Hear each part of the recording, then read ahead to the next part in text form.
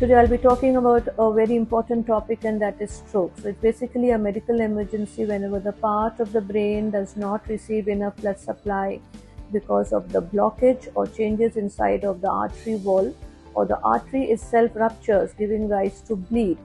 Now, it's very important that we address to this problem, because brain cells, once if they die, they do not regenerate, and the changes could not be reversible. So what are the symptoms of stroke? That the patient experiences headache, dizziness, stiffness of the neck, nausea, vomiting. There could be a droop on one side of the face, slurred speech, problems with talking, not able to talk well, not able to walk well. Patient may experience any stiffness or sort of a paresis, feeling weakness on one side of the body. So these are the symptoms that we should not miss. Now, who are people who are more vulnerable to stroke?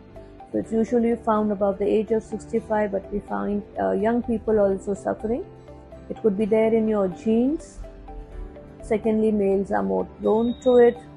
And apart from that, what are the factors which you definitely need to address is always keep a check upon your blood pressure. Uncontrolled blood pressure is a silent killer, can definitely give rise to stroke.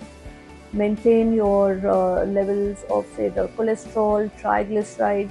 Have a look at your diabetic profile, so that your HbA1c and your fasting and postprandial blood sugar are always maintained. The metabolic syndrome definitely has to be covered. Apart from that, the habits such as smoking and alcohol, you become more vulnerable to having this problem. So it's a medical emergency. The faster we take the patient to the emergency, so that the clot can be cleared or the bleed can be addressed too. Apart from that, post-stroke, that is, the care is very essential. Speech therapy, occupational therapy, so that the paralytic part can be definitely, we can work upon it. And very important to make lifestyle changes, improve your habits, reduce smoking, drinking, and healthy exercising and healthy eating is very, very important, so that we can avoid the such a severe problem to reoccur.